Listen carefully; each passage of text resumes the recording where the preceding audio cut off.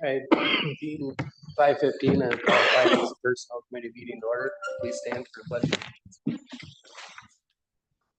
I pledge allegiance to the flag of the United States of America and to the republic which stands one nation under God, indivisible, with liberty and justice for all.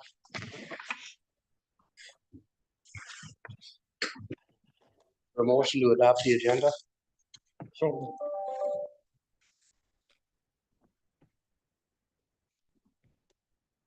Motion been made by me, seconded by Mike. All those in favor? Aye.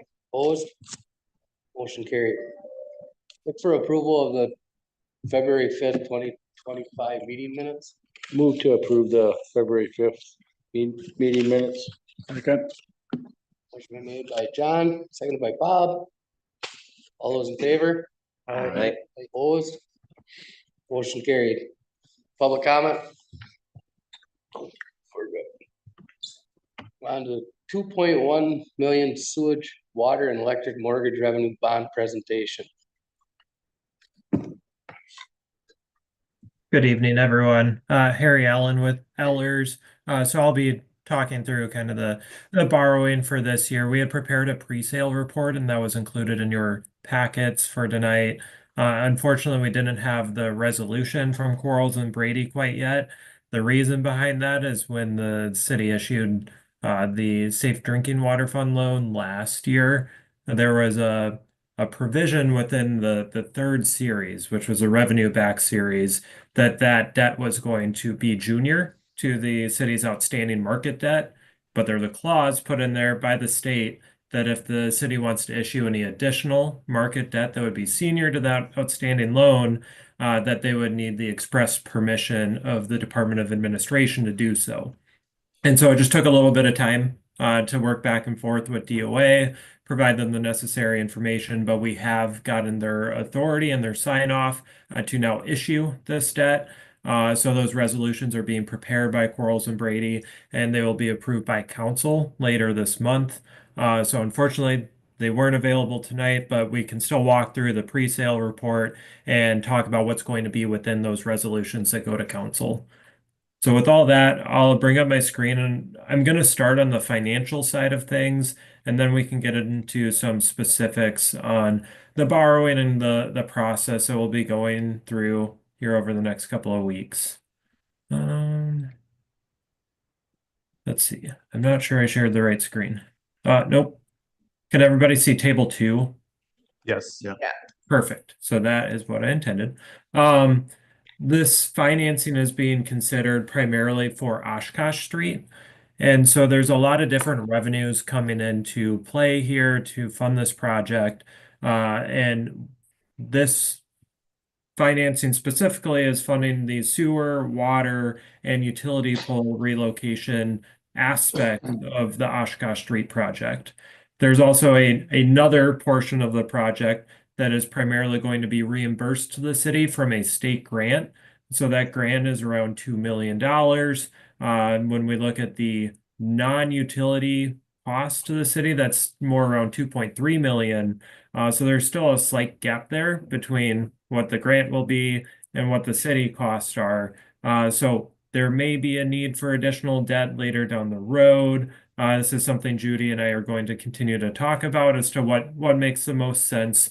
But the current plan is that the city will use reserves to front the 2.3 million and recover the grant portion when it's available, and then potentially looking at assigning some of this project to tax increment district number 4.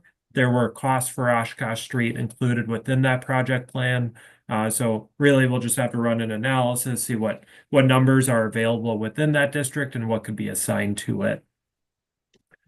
There's also another project hanging out there for an aerial chipper truck. That's not being included in the financing, but if that needs funding, that could be additional debt coming down the road. Any additional debt would probably be done on a general obligation type basis, but what we're talking about tonight is a revenue pledge. So it will be backed by the sewer, water, and electric utility revenues. So now I'm going to switch over to the pre-sale and talk through some more specifics on just this financing. So in total, we're looking at around $2.5 million of project costs being funded. That's about $1.5 million assigned to the sewer utility, and the remaining $1 million would be assigned to the electric and water utility. When you do issue revenue type debt, you do have to provide a debt service reserve fund. So there's a calculation spelled out as to how much money needs to go into that reserve fund. And we've run all those numbers, and we're actually showing that based on the current funding of the reserve fund, even with this new debt added in, you can decrease the amount that needs to be held within that reserve fund. So that means you have additional cash on hand at the city that you can apply to this borrowing to decrease the amount of debt that you can issue. So running that analysis, that's around $440,000 of cash that is being applied directly to the financing so that you can borrow less. From there, you have to add in the various costs to issue this debt. So when you do issue market debt, this will be sold as a competitive sale on the open market. There's several different costs included within that. So there's our cost for acting as a municipal advisor. There's a bond counsel fee for doing all the resolution and all the documents and going through closing. We will be getting this issue rated by Moody's, so they assign a fee as well. The underwriter who actually purchases your debt will assign a fee. And then if the city uses a paying agent, that will incur an upfront fee as well as an annual fee.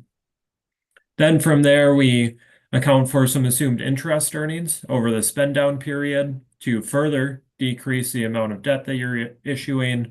And that's how we get to that total issue size of 2.1 million. So in total, we're looking at funding just about 2.5 million of utility projects, but only issuing 2.1 million of debt. Moving forward, we have structured the debt over a 20-year term. So the first payment on the debt will be coming due in December 1st of 2025. And then we have level principal and interest payments over the 20-year term. So that final payment will be out in 2044. We based our scale here on a sale that happened back in December, and we added around 0.8% to those rates. I'd say these are probably about what you can expect to get when we do sell this later this year, probably in the neighborhood of 4.25% to 4.4%. Somewhere in there is where I would expect the overall rate to shake out. One thing that's included within the debt is what's known as a call feature. So you could prepay this debt at a certain point in time.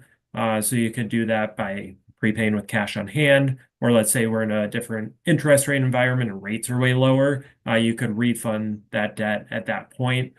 We've set that point as December 1st of 2034. So that means your 35 payment and on could be prepaid or refunded. Looking at your debt service coverage, so this is where we compare the annual revenues available for debt service when we combine the revenues through your sewer, water, and electric utilities. We compare that to the outstanding debt plus the new debt that's going to be issued. Using the 2023 audit, we show that there was about 4.8 million of available revenues for debt service. And looking at 2025, when we add in this new debt issue, you'll be right around 1.5 million of annual debt service. You do have a requirement that you can show that you have revenues at 1.25 times the amount of debt service that you're paying. When we run this test, we're showing that you far exceed that 1.25 requirement. You're actually north of 3 times. So very, very strong coverage here, even at that $1.5 million level, which you'll stay at through 2030. And then 2031, you see a drop in the amount of annual debt service, again in 37, and then a big drop in 39. So this is looking at strictly how the market will look at your debt service coverage. But one thing we always like to look at is what is the overall coverage, taking into account any type of pilot payments that the utilities make, as well as breaking out the apportioned debt to the electric and water utility itself and running a standalone comparison as well as a sewer utility to make sure that both of these utilities are really supporting the debt that's been assigned to them. When we run this test, we see a really similar scenario where your electric and water utility is still right around that 3 times coverage. Your sewer utility is slightly tighter, so around 2 times coverage, but still very, very healthy. So with that, I'm going to back up just a little bit and run through a couple things within the pre-sale report. Just so we're all aware. One thing I want to point out here is that the city did go through rating surveillance with Moody's. So if the city doesn't issue debt every year, and let's say there's a gap of more than 12 months since the city has gone through the rating process, Moody's will do what's known as rating surveillance, well, where they'll schedule a meeting with the city and really do the same process as they would if the city was requesting a rating, but just to make sure that their rating is still accurate and a good reflection of the city's financials. So we did go through that process earlier this year, and we got really good news for the city. The revenue-backed debt of the city was upgraded from A3 to A2. So we are going through another rating update process for this bond issue. We really don't expect any changes from that A2 rating at this point. There won't really be any updated financials to share with Moody's, given that the audit won't be complete until later in the year. And then just a couple of notes here. We are issuing these on what's known as a parameters basis. So there's 2 types of ways that you can issue debt. One is more the traditional fashion, where the council would adopt a resolution, kind of starting the process of issuing the debt, known as an initial resolution. And then on sale day, there would be a second resolution adopted by council to actually accept the winning bid. In this case, we're changing this a little bit, and we're doing this on a parameters basis where council will only adopt that initial resolution. That initial resolution is going to spell out several different parameters that need to be met on sale day. And if those are ultimately met, it designates certain staff that can accept those bids on behalf of council.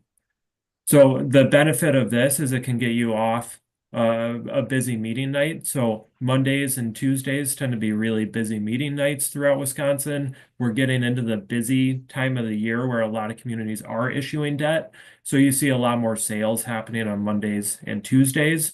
So if you can get off of Monday or Tuesday and maybe look at a Wednesday or a Thursday, there's less deals out there being sold in the market. So maybe you get a few more underwriters looking at your transaction, and you might get an extra bid or 2. Anytime you see additional bids, that means you had a more competitive sale and you likely got a better price at that point. So I think there's a lot of advantages on potentially the interest rate that you receive on this debt, as well as just procedurally, it's one action by council that really kicks this into motion. It also gives you the flexibility to move sale day. So let's say something catastrophic happens in the market and you want to pull the sale or adjust by a couple days to let things settle down. You have that flexibility through a parameters resolution. It's important to understand what those parameters are, though. So we are capping the amount of debt that can be issued at that 2.1 million. So that's the amount that's included within all the financial schedules we've gone through. We're not anticipating increasing that amount any. We are restricting the pricing that the underwriter can put on this. So we're saying they can't pay more than 110%. So they can't pay more than 10% extra for the debt issue. And then we're also restricting the fee that they charge you. So we're restricting their fee to 1.25%. The maximum interest costs that we have is 5.5%. I noted earlier, we expect the rate to be more around 4.4%. We add some cushion in here so that there is flexibility for market movement between now and then. We don't expect to be at that 5.5% territory. If we do see rates creep up that much between now and the sale date, that's on us to provide advice to the city staff to really consider moving that sale to where maybe the market is a little more calm and you could get a better price. And then we do restrict the amount of adjustments that we can do on sale day. So the intent is to keep those principal and interest payments as level as we can over that 20-year term. But to give underwriters surety that we're not going to move things too much, we are restricted to how much we can adjust each individual payment. So we've set that amount at 60,000, which we feel still will get us to a point where we can keep that level principal and interest payment over the term. Then the last thing I have for everybody tonight is just a quick run through on the schedule for this year's borrowing. So this was reviewed by Utility Commission yesterday, reviewed tonight by Finance and Personnel Committee. From there, it'll go to Common Council, and that's where the resolutions will be approved. After that point, we'll really get into the meat of putting together the preliminary official statement. And then we'll have a couple of calls with city staff the week of March 31st to make sure the official statement is all set to go, as well as that rating update call with Moody's. From there, we'll put the official statement out to the market, and we're planning on an April 17th sale day right now. After sale day, it takes a couple weeks to put together all the closing documents. So we're expecting closing to happen on May 7th, and that's when the city will have those funds received. That was a lot of information, but that's everything I had for you tonight. So if there are questions or discussion, we can do that at this point.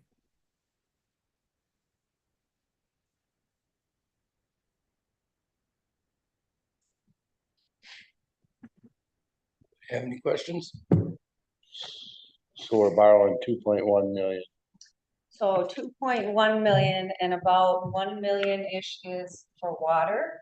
And the remaining bond issue would be for our sewer. That's going in. Correct. And we're borrowing it for like 20 years, Yep. paying $1 million in interest or so. Is that what about $1 million? That's, yep, on the rates that we ran the pre-sale at, estimates around $1 million. All right. So if we're forward looking, John, there was consideration and we did actually cash fund the downtown sewer. So, although our sewer, is in really good financial position, I felt that with, the infrastructure that we are moving forward in the future, we have Mill Street and then we have another project that we're moving forward here, that this would give us the opportunity to bond now and then hopefully cash those projects. And yeah, I know that Just system, the thought process moving Right. into the future. Just that system up there on Oshkosh needs, that's like some of that stuff. I'm like old. So, all right, just checking. So, thank you. And then, just like Harry talked about, just so you kind of go full circle and, put this, together in your mind. This is just for that sewer and water for Oshkosh Street. Like Harry talked about, we have a $2 million grant for that street, and that includes the street itself. This project is going to get partially completed this year, then put the street in, then they're gonna let it settle, and then we're gonna finish this project next year, August-ish. So in between, we do not get paid back for that $2 million grant until it's actually completed.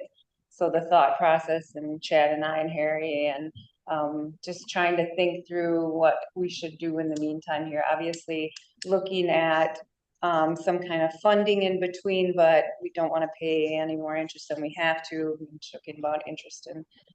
So just trying to think through the process of what that funding for the actual surface of the road is going to look like. So all of that will be forthcoming. But because we were able to separate the two, and it is important that we get through this one. As you see, they're already starting to work on our street. So just kind of give you an idea of what things are going to look for. You'll be seeing more information on that actual road construction in the future.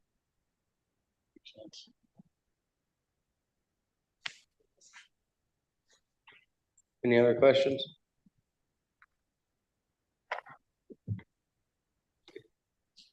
Thank you, Harry. Yeah, of course. Thanks, everyone. I'd like to make a motion that council considers moving forward with the $2.1 million revenue bonds for the Oshkosh Street project. Second. Motion made by me, second by John. Any other discussion? All those in favor? Aye. Opposed? Motion carried. Moving on to the wellness policy. Chad? Thank you, Harry. Thanks, Harry. Thank you. All right, so in your packet, I provided some information, a memo, and then the previous wellness policy that the city has. I don't want to go through my memo verbatim. If you got some information, hopefully you have had a chance to kind of look at it, but just to kind of really quick recap history, we created a wellness policy back in 2011. It was to encourage employees to be healthy. There's obviously lots of different benefits of employees being healthy financially with the city, reduce insurance claims, it produces less stress, higher morale, increased production, things like that. So a lot of corporations and companies and businesses provide corporate wellness programs to their employees because they know there's a return on investment. And you can kind of, if you recall our insurance premiums over the last, about 5 years, half of it's because Judy has done very well in negotiating, but the other half is because I think we've had some healthier staff in our pool. Thus, this last year, we've had a 0% increase, actually a decrease in our insurance premium. So I think my belief, and I'm a fitness major, so I do have a definite passion about this, but I do think having healthier employees is definitely a benefit to our bottom line with our insurance rate. So moving forward, that's kind of a little history, but Alderman Haas asked to propose a review of the current policy to see if we could expand that. So again, the basis of the old policy, or the current policy, was to look at a wellness type thing because of insurance rates. But there's also the benefit of having this policy of offering that as a employment recruitment piece and employment retention piece. That's something that employees look at when they're coming forward for employment. So that's definitely something we can look at, depending on if we want to expand that to more employees and then the older persons, because, for example, the older persons are here quite often. We want healthy older persons. We want you guys to be healthy and well as well. So that might also be another additional form of compensation that might encourage people to be older persons as well. You didn't increase your wages or your compensation this last round. Maybe that's another way to do that. So. But again, it's like having an additional compensation that you can't award yourselves that benefit. You're awarding it to the next round of people, whether it's yourself or someone else in the next round of elections. So I'll just kind of throw it out there for conversation at this point in time, where you want to go with things. I did put a bunch of different examples in there about, right now, the policy is for full-time employees and their families because that's tied to the health insurance. The families are tied to the health insurance. We also allow part-time employees, but not their families. Do you want to expand that to allow part-time families as another recruitment tool to try to bring people into the workforce? And again, also with older persons, is it just for families? Is it just for or just the older persons, for the families? More things to consider. I've also had the request in the past about, would it be another benefit to encourage people to stay with the city as a retirement benefit? That if people retire with the city, that's another thing that could be considered as a benefit to try to encourage people to stay with the city until retirement. So a bunch of different options that you can consider looking at. It's up to you where you want to go with it. I don't know, John, if you want to kind of kick it off and talk about what you're thinking. So I guess when I kind of first brought this up, I was aware that city employees got it, and like you stated, we did turn down a raise for ourselves last year when we went through a compensation, and it was showed that we were on the lower end of wages for city council people. So I thought, well, this would be a little, if you want to call it a stipend, however you want to word it. I mean, it gets us out to the community more. I mean, the more we can be visible. I mean, I've had multiple conversations with people, sitting in a sauna or some darn thing, you know what I'm saying? Mhm. I just think it would be a good thing. Like I said, we did turn down the wage. This really isn't a huge money thing to the city because it's a facility that's there. And like you said, sharper minds for us are also better. Cause as you see, there's quite a few guys that it's not just a one term and gone. So I mean, I think it's something that I would like for the future. Does the city's new plan, do they have that for their employees? Do they get benefits? I know I got United Health for my insurance. And I get like silver sneakers and stuff, so I can go to these facilities. Do the any of the city employees have that also in their insurance? They don't. No. Okay. There's other little things that you can get. You can get points for, getting, a Yeah. Fitbit or something like that, but there isn't a benefit per se to reimburse you for a membership at a fitness or a pool facility. I kind of think that it would be a good thing for all of our city employees, whether they're regular full-time, regular part-time employees, seasonal and temporary, maybe not. I mean, I guess if they're seasonal, what's the harm? If they're temporary, what's the harm? The thing that it would give them the opportunity to utilize the facilities, try it out, not commit, but then end up committing, and to also, once they start going and determine they like it, then they can start sharing. There's more word of mouth sharing, you're working out, why aren't you going to the pool? Why aren't you going? Yeah. It's already a benefit to the residents. Taxes are, like John said, taxes are paying for these buildings. It's another aspect of getting the word out to other people. If the employees are using it, they can spread the word a lot easier.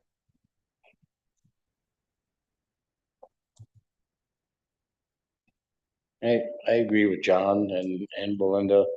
If you got some areas we struggle to find those seasonal employees or part-time or temporary, we bumped up the pay and stuff, but you just think you feel more part of the whole, more skin in the game and part of the broader team when I remember when I worked for the university when I went to school at Point, that was one of the things that when you work for the university, you could go use the pool and do different things, and you didn't walk past litter when, I mean, some people never do, and you always want to pick it up, but you just feel part of the whole institution when, even if you're a part-time or seasonal. I don't think it would break the bank to get those people involved in those various buildings. Maybe that seasonal employee is always just on a lawnmower, but holy cow, they didn't realize how nice the pool was. And the gym or the equipment wasn't there. And next thing you know, they're telling somebody else. But I do think it's a good benefit to attract people to run for office too. It's just one of those things that we live in a day where we all have to take control of our own healthcare a little bit more. And New London has some awesome things to offer for people that want to be healthy, both outdoor recreation and indoor. And Kind of piggyback what John was saying, if you got the part-time people doing it, maybe after they're not part-time anymore, they're gonna sign up and you might get more memberships in the program by doing it that way. I'm not sure. Johnny brought up people mowing lawns and stuff, riding lawnmowers. That also offers the ability for dexterity, to go to the gym, lift weights, movability when they're required to drive them lawnmowers up on the trailers, tying them down, jumping up and down from the trailers to trucks. It has an added benefit all around, like you had suggested.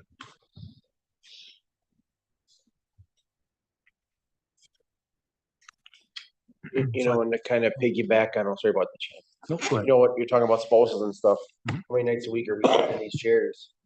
It's taken, I get it, this is what we signed up for, but I just think this is such a small, I mean, the money wise, I think it's just a good gesture to our spouses that sit home by themselves.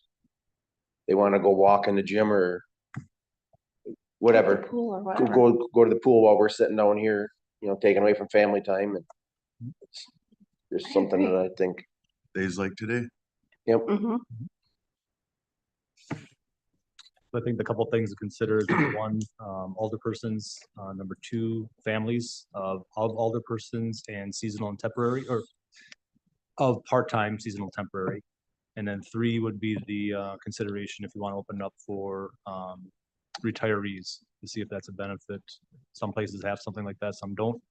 We've had the request, but that's another different aspect to see if you want to open that up for retirees, to try to encourage more people to stick with us until the end, until they retire. I think it's not just having them stick with us to the end either, but to show some appreciation for the years of service that they did put in. I mean, that's a huge thing. We've got a lot of long-term employees here who are going to retire from New London. And that's just a nice way of saying thank you into retirement, in my opinion. And again, the benefit is just for the wellness related type things. So like using the pool, using the weight room, exercise classes, but nothing beyond that. So we don't, Right. this isn't for swim lessons. This is not for, you know, other type of Camp Hatton programs. It's just for those wellness type things that kind of provide a health benefit. and it's not like all of a sudden the place is gonna be packed because we passed this, you know what I mean? It's. Well, I hope so. I hope you Well, come out. You better But come. what I'm saying is, I guess what I'm saying is that it's not a huge number of people. It's not like it's gonna be like, We're not going to be Overwhelmed. we're not going to be kicking other people out because we're getting our benefit. Mhm. I think it'd be very wise to extend that to retirees. They gave I don't they, see any they gave downside. a to lot any of their life to I the don't city. either. It doesn't seem to add an extra cost to the taxpayers. And it might get some of those families involved in the other projects that or the other opportunities that we have available, like Hatton Park. Yep. Yeah, so Fulfilling committees. Insurance companies are all doing it. In fact, like you're talking about points, you can get, my insurance, you get $50 back if you go do your annual physical and stuff. So all you're doing is promoting health, really. I mean, and insurance and companies are doing it. You know, it's gotta be a good idea or they wouldn't be backing it. So I think it's a great idea to extend it like we are. Should just see it. Tonight at 9, why City of New London retirees live longer than any other retiree.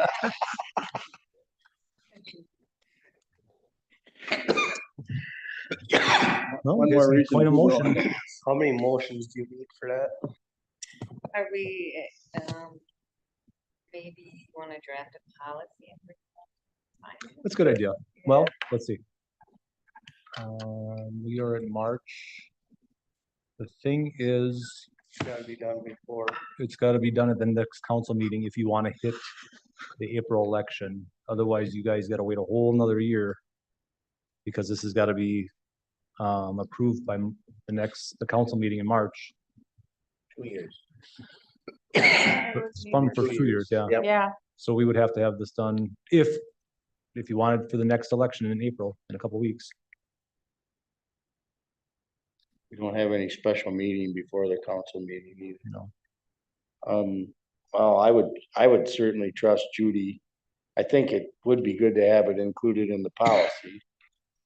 But maybe the motion should be to instruct staff to create wording for the policy to include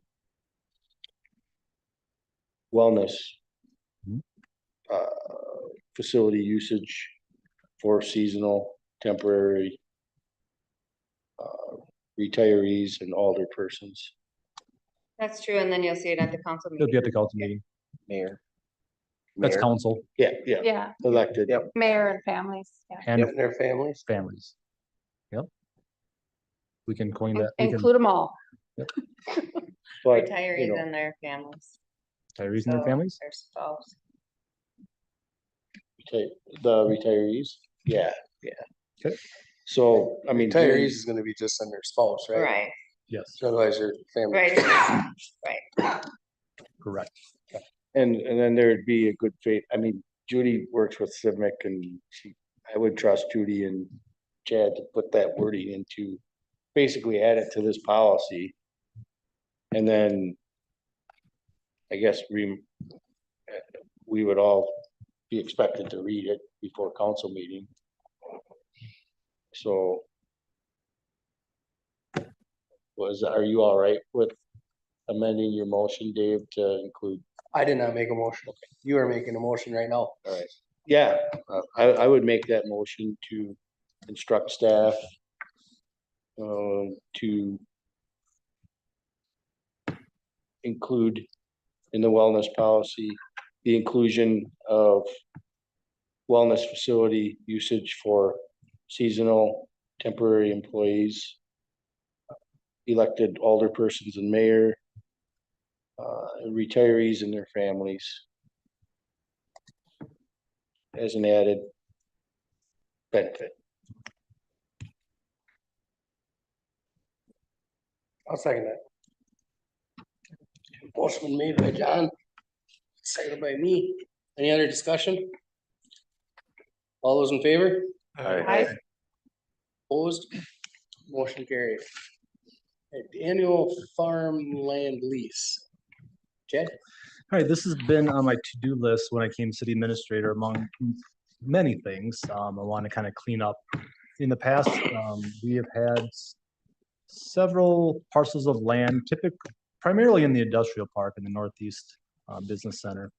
You can kind of see there's quite a bit of tillable farmland that is currently not being used for buildings yet. So in the past, those parcels have been leased out for agricultural uses. But the agreement has just been, they come in, they sign a little paper and they walk away and give us a payment. So I wanted to really clean that up because it needs to be a little bit more formal of a document. So in your packet is a annual farm lease that I've worked with Attorney Stegbauer to create. Basically, it just gives a little bit more definitions of what everything's about and the land uses and things. But more importantly, we do have the waivers or identifications that are in there that we did not have anything in the past, and insurance requirements. We didn't require anything for insurance in the past. We just want to make sure that everything is up and up if they are doing work on the city property. The other thing is, in the past, it's been a rental of like $85 an acre. I did a bunch of research as much as I could. I found a document from state of Wisconsin, showed a document basically giving averages statewide of what land is being used for agricultural uses, and our area was that $115 an acre. So I guess I'm proposing that we increase it to $115 an acre and then use this agreement for that. I also have to do more research and seeing who's all, farming what acres, because like I said, in the past, they would just come in and sign a form saying that they're leasing 85 acres, and I'm like, what 85 acres? So there's gonna be a lot more detailed information with that. But no, is there any questions?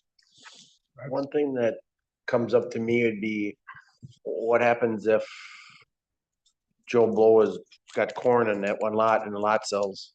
Mhm. What are his rights for that crop for that year? Let's see. Oh, we had something in there.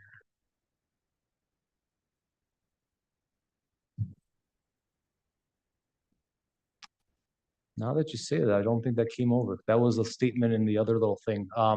Basically, we would reimburse the farmer for their seed and crop. Okay. In that case. So yes, I need to put that in there. I'm glad you pointed that out. That's cheap, what you're renting it for. 115? Yeah. I mean, if you guys feel like it should be more, I did a little bunch of research. I asked some farmers, and the comments I got were that sounds about average. So whether that's what they're good saying. information, yeah, exactly. So if you When- feel we should be asking more, then make that motion by far. I would say the motion of upping it to 110 is being decent, because if they do sell that, you gotta pay it off, that could create a little bit of an issue, but I would make a motion that we up the rent to 110 an acre 115. or 150 an acre. I'd make that motion.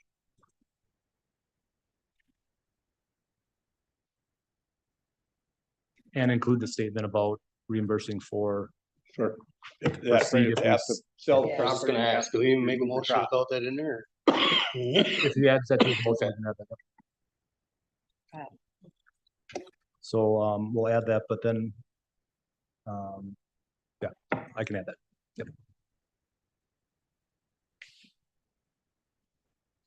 So Bob's got a motion to increase it to from 85 to 115 per acre and to include the language about reimbursement if a property sells before the crop's harvested.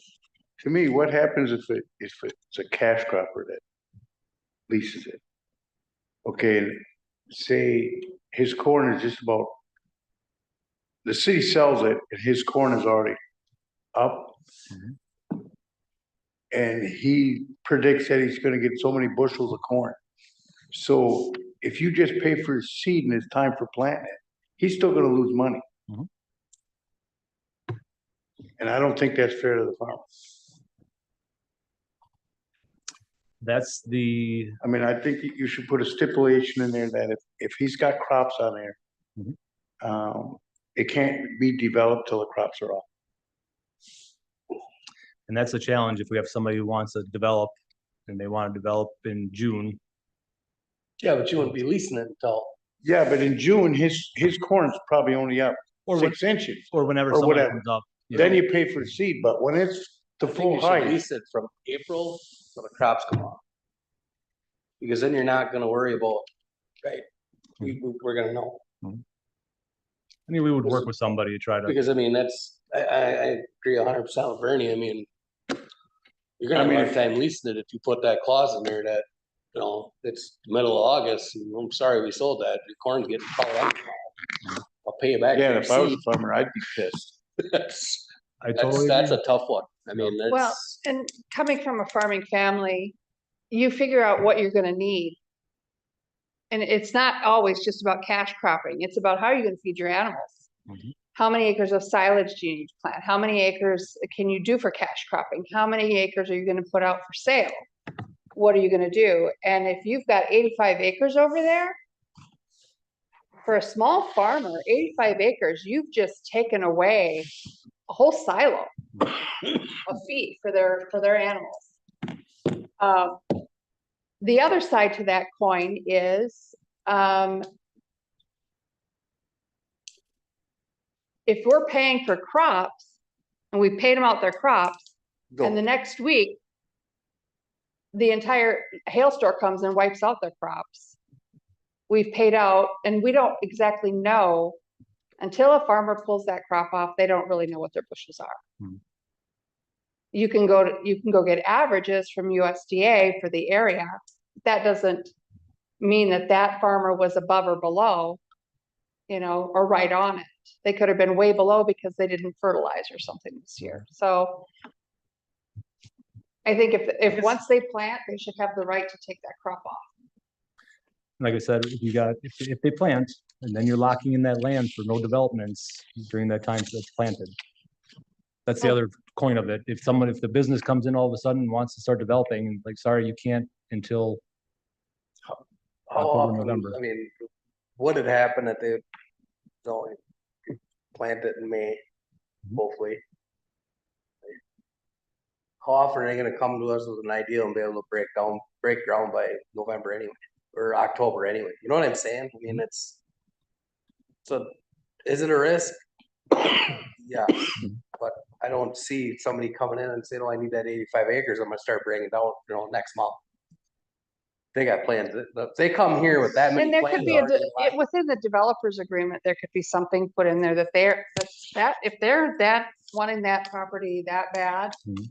they're gonna pay the farmers. They just don't want to limit to us by losing a business because they have to wait too long. Because like what I'm working with right now with Northland Electric, they want to buy the land tomorrow and start right away. They're not waiting 4 or 5 months. They're rocking. They want to go. So I agree. that's, I grew up in a farming family too, but how do we want to balance that? To me, our priority is to get industries in here. So You can look at it that way too. I mean, they did sign a lease, Is that part of their, knowing what the lease terms are. part of their chance, or they're rolling the dice? They know it's an Well, industrial well, park. We all seen Highway 15 over by All World Ford. That little tractor running its wheels off, trying to get his crop off when they were putting that in. I mean, he was under the same terms. No, I think in Bernie's situation, if it's corn crop or something like that, and we can work with the farmer and work with the business, we're definitely gonna try to work with everybody to make it a win-win. But there might be a scenario where someone comes in, a developer wants to come in, wants 50 acres and wants to develop, and they want to start within 2 or 3 months, well before that crop is ready. We might have to talk about that at the Economic Development Committee to see if we want to, reimburse that farmer. But again, if you, like Mike says, it's an industrial park. So that's what we should be treating it like.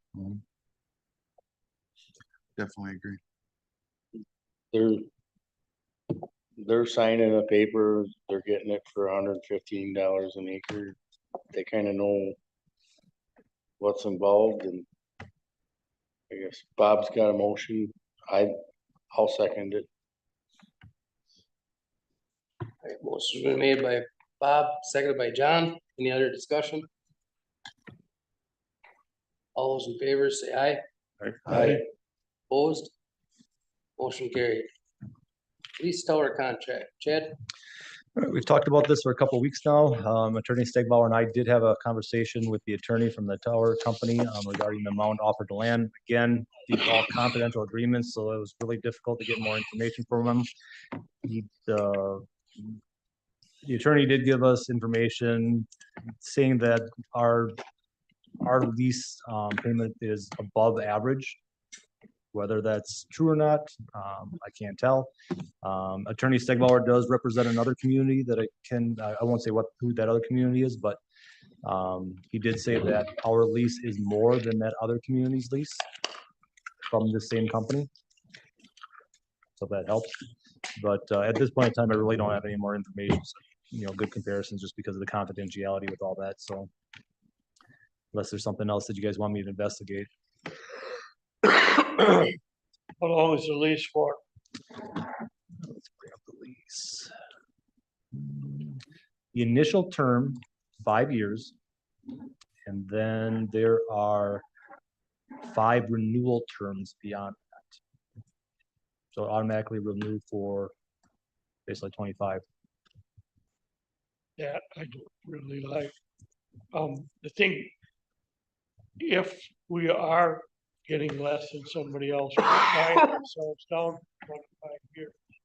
And there is a CPI index increase on an annual basis. So it's not locked in, steady. It goes up with the CPI.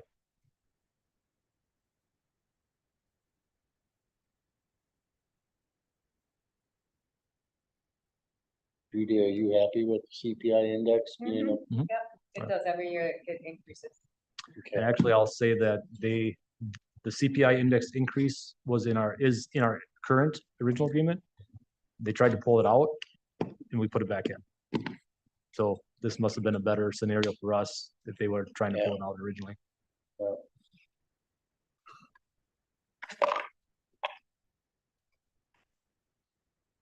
would make a motion that we renew the rental at our proposed agreement that we had. I'll second. Motion made by Bob, seconded by me, to approve the lease tower contract. All those in favor? Aye. Opposed? Motion carried. Finance check for the reports. Judy? All right, so it's hard to believe that we are in every year in January for our financial reports. So in round numbers, we have 1 month into the year. So that's about 8.33%. And if you take a look at our actual something here. There you go. Thank you. our actual expenditures, I like to look at this one, we're at about 9.92. Part of that is insurance, so you can see, I talk about this often, the lion's share of our insurance payments are due January 1 of every year. So we have a very high percentage here of payments out to insurance. And then our weights and measures, which is here in special service or in social services, that's paid all in one year. You used to get a bill monthly. And I actually requested that they just send that in an annual bill because it costs more. It was like $200 and some a month, and it's like, I think it's more cost efficient if you just send us one bill and we send one check a year. So we do that in January of each year. And then the ambulance looks high, but it's not because we pay that quarterly. So we get paid at the beginning of every quarter. So that's why it's at like 25%. So really not a lot of data going on in January. As for the year, things will move up. And hopefully we will stay within our budget of, as you can see, $10 million, $10,183,000. Any questions on any expenditures? Nothing odd as I'm seeing going on as I said, it's January. And then again, on the revenue side, numbers look small right now. And actually you'll see zero interest, but we do have interest in January and we do have interest in February when I'm working on the year-end financials. So I can't update any of this cash-based interest until after I close out, which I'll do probably by the end of next week.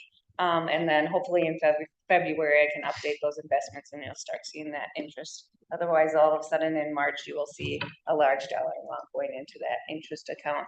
You can see I added the Edward Jones investment of $100,000 that we had talked about and approved within our budget.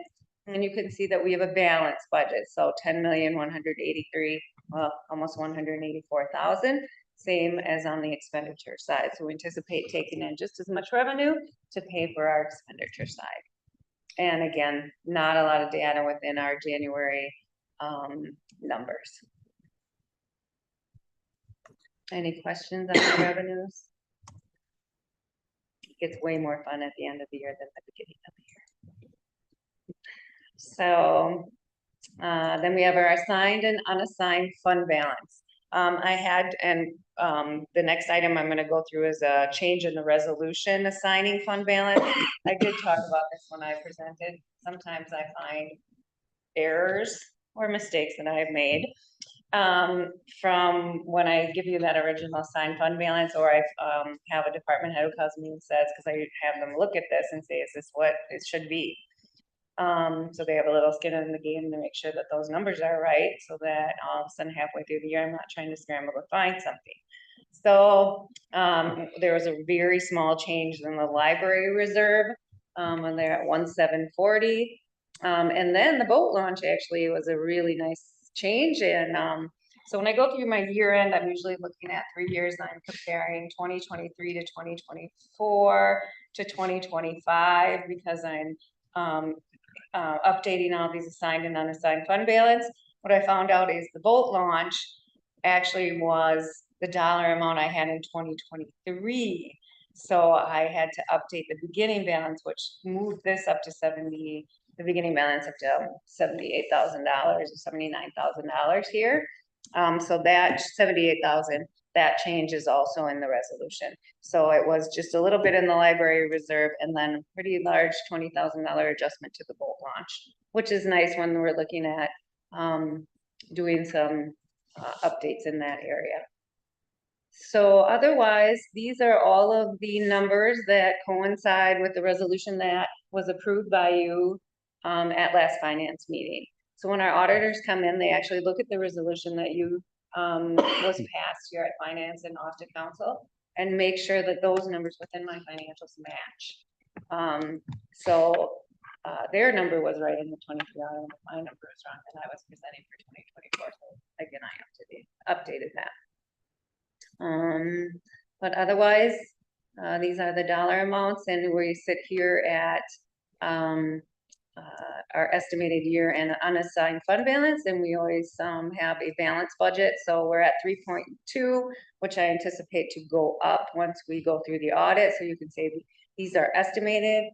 When we get through the audit, I can update that, and I think it's gonna sit closer to 3.4 actually at the end of this year. One of the things I was a little disappointed about is when we went into this bonding this year, the amount of money that we needed for Oshkosh Street that would be geo debt was under $1 million. I wasn't upset about that, but it's not cost effective to go to market when the dollar amount is under $1 million. So that's why we're looking at alternative solutions to short-term and long-term fund that road for Oshkosh Street. So we're trying to think through a way to make that obviously most cost effective for the city, but least amount of interest as possible. I'd love to just not get any dollars and count on our unassigned fund balance. This is one of the reasons why we try to keep that $3.2 million, because I still need to go through all of my analysis of what that's gonna look like. If we can actually cash fund it and not take anything out at all. I don't wanna take it all out. I'd like to at least cut it in half at $1 million. And what I'm talking about is that $2 million grant money that we're gonna do most of the work, but not see that till August of next year. So what makes the most sense and what's the least amount of cost to the city for that path? So I'm still thinking through that, but you're gonna be seeing that come up here shortly at finance and what that's gonna look like. So, but that's important that we have these kind of dollars. Just there's a great example of why it's important for us to have such a healthy fund balance. So I think that's it. And here's our policy sitting at 25%, and I increased this to the dollar amount up here. So that's at 2.129, and we sit at 3.2 million. So, and then this tells you the amount of shared revenue that the city receives, which is almost close to $2 million or $3 million. So when we go to bond, that's the dollar amount, or 2.6 million. That's the dollar amount they'd like to see your assigned fund balance. So you have the rules of, policy, and then you have the rules of what the rating agency would like to see. So you have all these things kind of moving around, but we were hoping to go to geo debt because we're hoping along with the increase in the sewer bond rating that we're going to see more on the geo side, but we're not going to just, not just add to it for adding to its sake. I think it's important that we just move forward with, yes, it's under $1 million, and let's see what else we can do to make that work. So we'll move forward in that process. We always had an A rating, and I see now we're A2. What's that? We always had, weren't we always an A rating? Yeah, we've been at this rating for a long time. Probably since I sat in that office. I actually have the plaque on my wall, so I could give you the exact date, but I can't off the top of my head. But we've been sitting at A. Yes, we are at an A rating for a very long time. But we're at AA. So I think we're looking at A1. It's just the oddest way that they number these things. It almost looks like a downgrade if you're thinking about it. But yeah, Chad can show you what that looks like. Pull that up. Just curious, because I know we're always an A rating, and now he said we were A2. A with 2 little A's. So we are at A1, right? No. What are we? A2. No, you said we're A2 little A's. That's the top, isn't it? Yeah. I thought we were at A. Is this old? I just Googled What's this. the year on this one?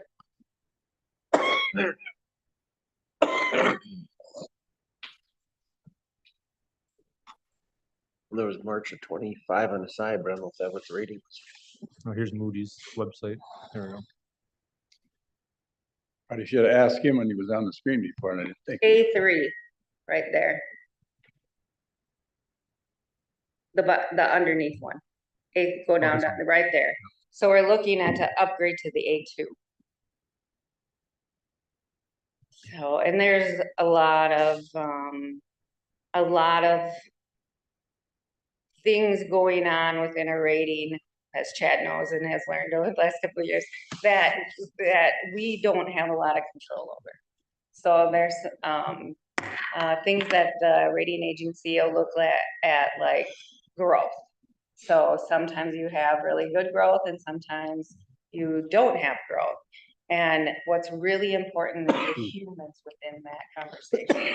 So all the people who are talking about what's happening with this in the city, so that you can talk through your financial statements. It's a full circle of financial statements along with economic development and the sewer and water utility. The sewer and water utility. So you're talking, when you're in this conversation, it's Chad, myself, Jay, Missy, do you have anybody else in there? And all of our construction that's going on. They want to know all of the data back from that, along with all of my financial reports. So this is all this, like what's really going on in your city, but they want to see it in your financial reports. So you take your financial reports, and then I always tell Chad, talk about everything that's going on, even if it hasn't happened yet, because that's what they want to look at. What gives you our reason to upgrade you? And it has been, basically in the past, it's been, you need more growth. Well, now they're starting to see that in our city. We had a couple of really good years. So the last time that Chad and I met with them, and our whole group actually, we thought we were gonna get an upgrade. I mean, we're close. So Chad's like, the first thing he says, you know what that means? That means they're not gonna go out, we're not gonna go through Moody's again, and we're not gonna, little bit of competitiveness in both of us. Like, we're gonna just see this and see if we're gonna make it and see if we're gonna get the upgrade. Cause they did something really weird, and I know Harry talked about it, but it's the first time I've ever had a rating call outside bonding. When they did our sewer and the utility and the water.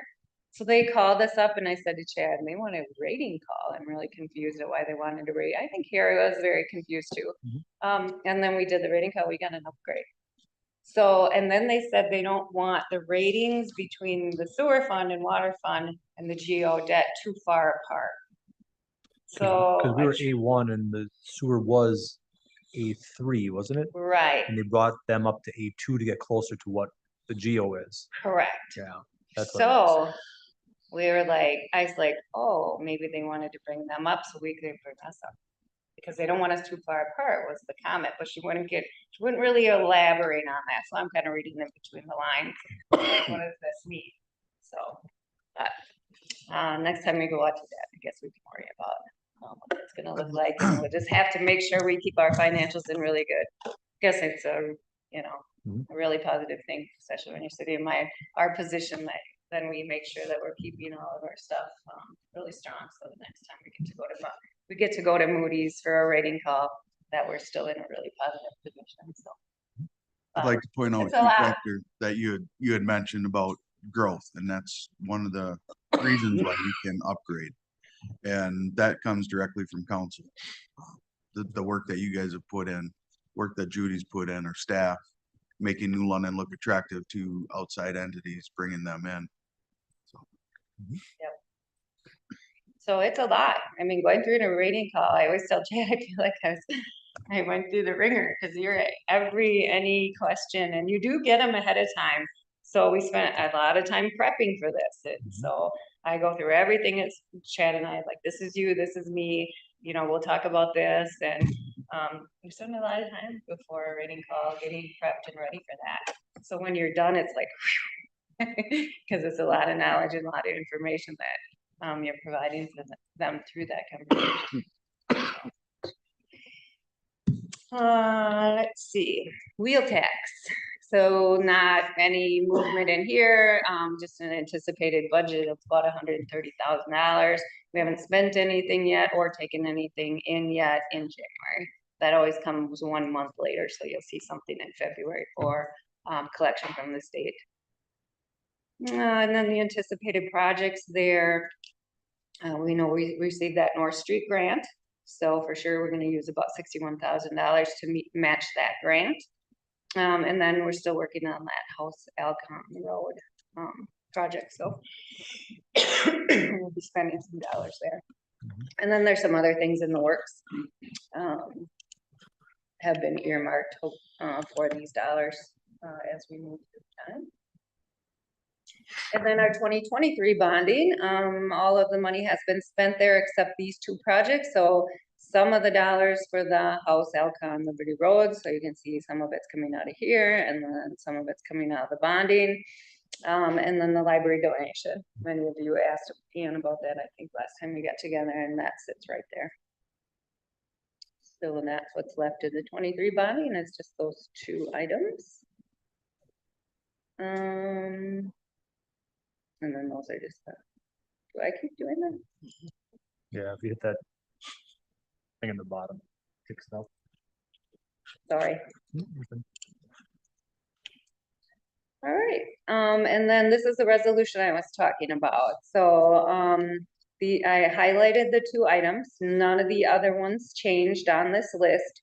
But I will need you to reapprove, so it's a resolution amending the assigned fund balance because the other one already passed. So Nicole and I talked to her, I said, probably makes most sense to do amendment to the assigned fund balance, so then there's history.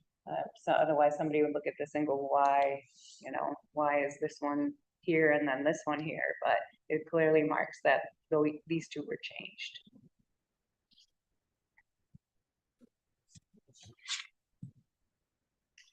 Need a motion. I'm sorry? Do we need John? Yeah. Good. So do we Yeah, have that? So what, explain to me again, the new library reserve, what was that?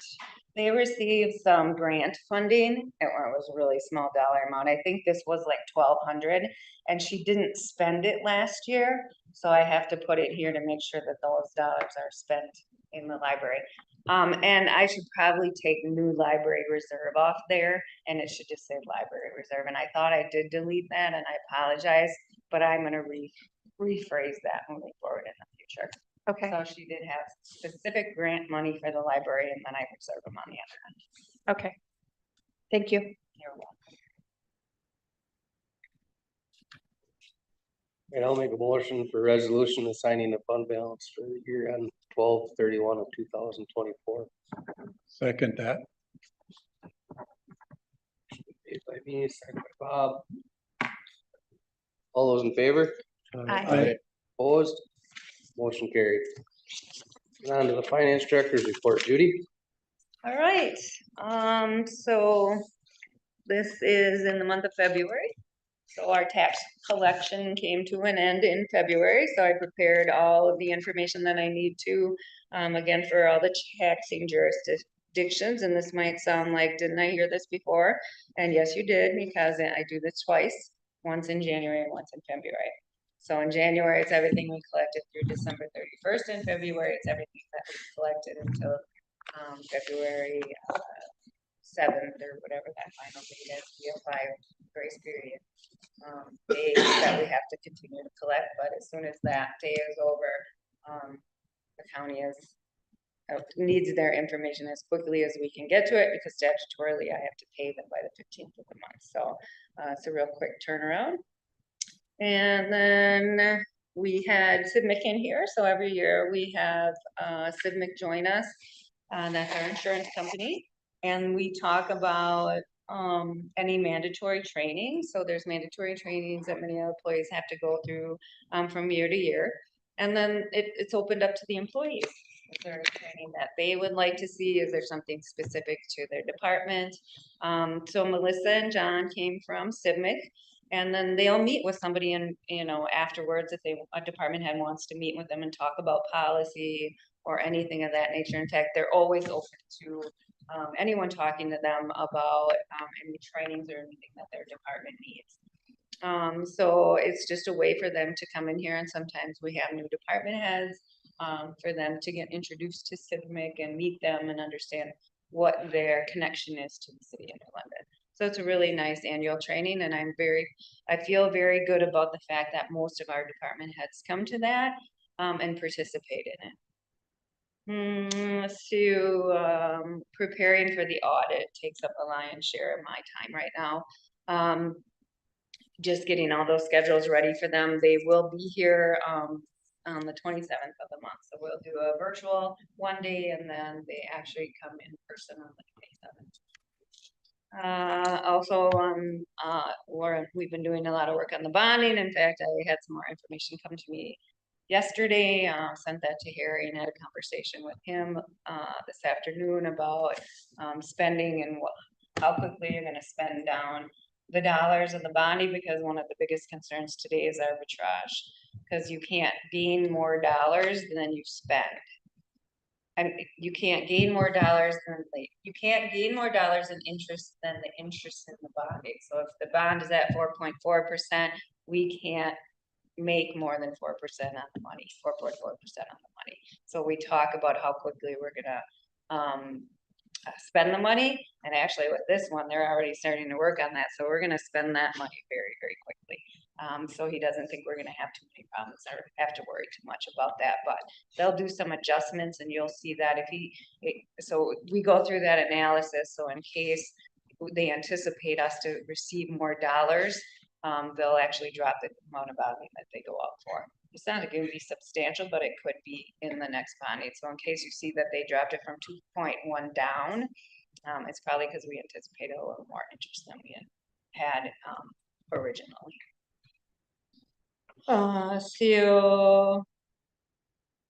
Just doing some organization in my office, getting rid of 23 and moving in 25. I actually don't get rid of 23. It's usually something a little older than that. Because when I'm working in financials, I'm usually working at 3 years at a time. And we also updated our financial program. So we put the 2025 budget information into our financials and got ready for the new year. I attended an internal policy review and update of some policies you had approved here, and then we have to do some review with the employees. I attended a special council meeting on the library grant.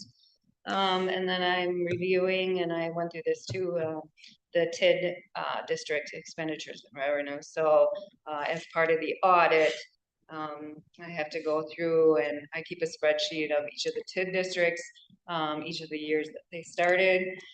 In those spreadsheets is every revenue and expenditure by account number, and then first the expenditures and where the revenue is coming from, and then any contractual obligations that we have within those districts. And making sure that I'm booking those or that we're getting the proper documentation we need in order to pay some of those dollars out that we went through as part of those districts. So just a lot going on within those districts right now. Downtown is still busy, even though the road is finished. We have a lot going down with the development. So just working through all of that kind of stuff, making sure that First State Bank has a development agreement, so theirs is in, and what that's going to look like. Just trying to keep on top of all that stuff that's happening within those districts. So I think that's it. Thank you. You're welcome. Any questions? For a motion to adjourn? So. Made by Mike, seconded by Bob. All those in favor?